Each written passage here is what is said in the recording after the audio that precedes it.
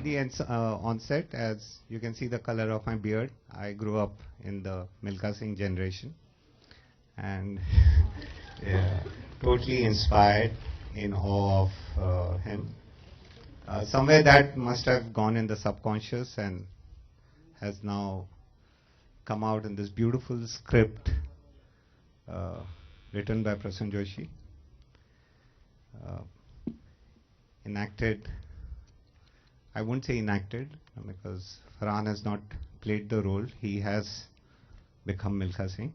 It's very difficult to express the emotions and the reasons. I think all that will be seen in the film. जैसे आपने देखा है कि ये film हम सब के लिए बहुत ही स्पेशल है.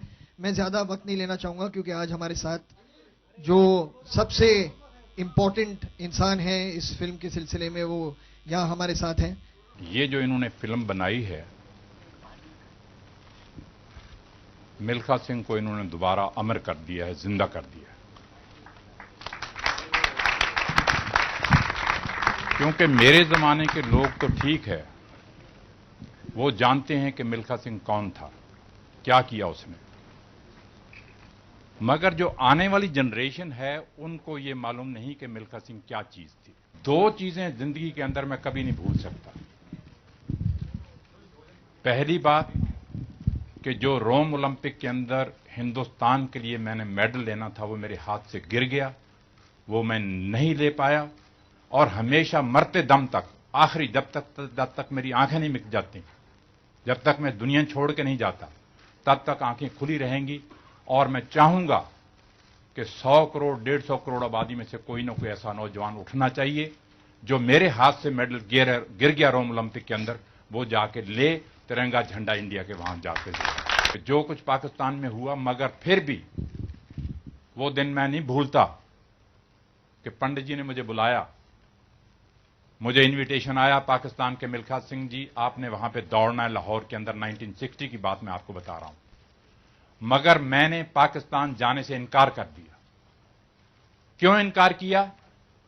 क्योंकि वो जब उस रात का सीन मेरी आंखों के सामने आता था कि किस तरह से मेरे मां बाप की गर्दनें उतारी जा रही हैं, किस तरह से मेरे बहन भाइयों को मारा जा रहा है, तो वो चीज जब सामने आती थी तो दिल दहल जाता था और मैंने कहा कि मैं पाकिस्तान नहीं जाऊंगा.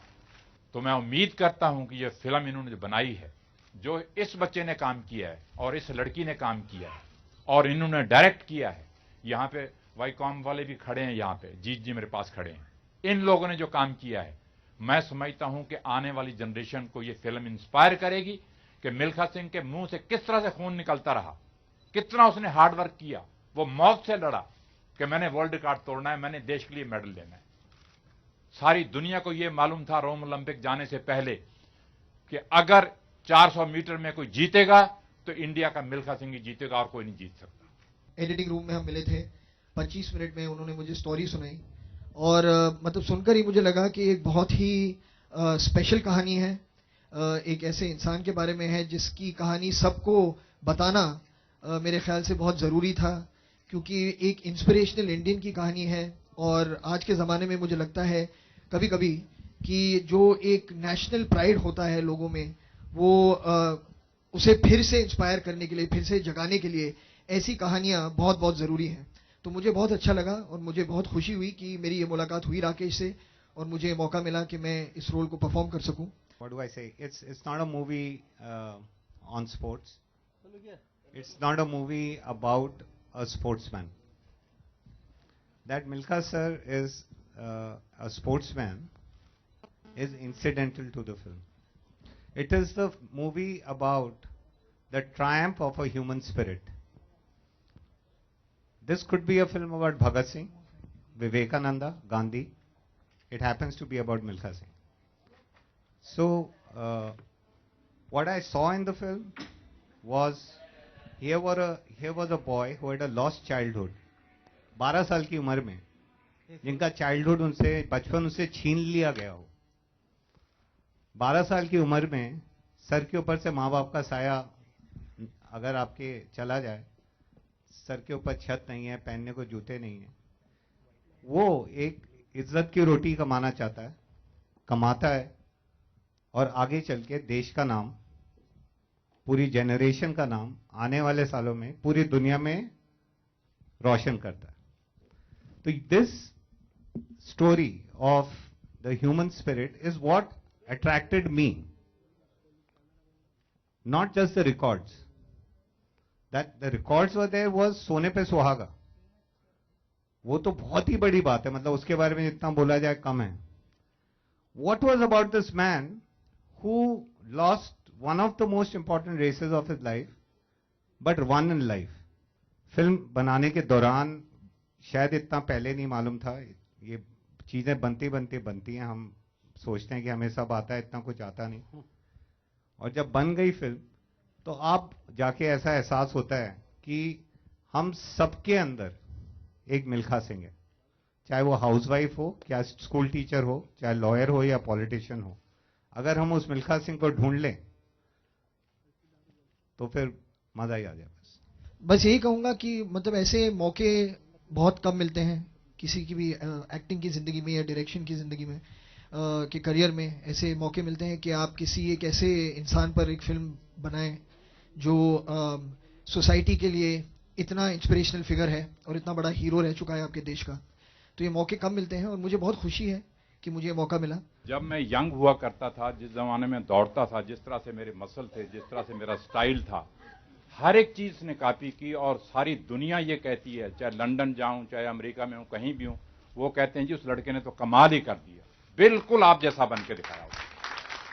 आज सुबह ही 3 एक से एक बढ़ के ऑफर आए हैं पाकिस्तान से फिल्म को रिलीज करने के लिए, और यहाँ तक कि एक इनविटेशन आया पूरा कास्ट एंड क्रू के लिए कि आप लोग वहाँ आए, और आज तक ऐसा हुआ नहीं। और ये तक बोला गया है कि this film will result in the revival of cinema इन पाकिस्तान। जो सबसे पहली चीज, एक मेरे कोच थे, ट्रैक एंड फील्ड कोच, उनका नाम था मेलविन। ओके, उनका नाम था मेलविन। और सबसे पहली चीज जो उन्होंने मुझे सिखाई वो ये थी कि उन्होंने मुझे कहा भाग के दिखाइए कि आप कैसे भागते हैं। मुझे मेरे माइंड में मैं बहुत फास्ट भागता हूँ, तो आई रैन। और उन्होंने फिर मुझसे कहा कि I hate to break this to you, but जो आपका स्टाइल है रनिंग का वो बिल्कुल ही गलत स्टाइल है, कोई स्प्रिंटर ऐसा नहीं भागता। तो आपको पूरा आपका स्टाइल रीइन्वेंट करना पड़ेगा, क्योंकि आप मतलब थोड़े सिटी रनर हो चुके हैं, ट्रेडमिल पे भागते हैं। तो actually what he told me which is very interesting is like, जब आप ट्रेडमिल पे भागते हैं तो actually you are not propelling yourself forward, you are stopping yourself from falling. You can see the emotion and you can see the blood, sweat and tears in it, so that's what made me emotional. जी ये मेहरा जी ने decide किया था कि मुझे 11 रुपए देंगे कि 1 रुपए देंगे। मैंने कहा मुझे पैसे नहीं चाहिए, तो ही डिसाइडेड कि मैं सोनम को 11 रुपए दे दूंगा। That's it.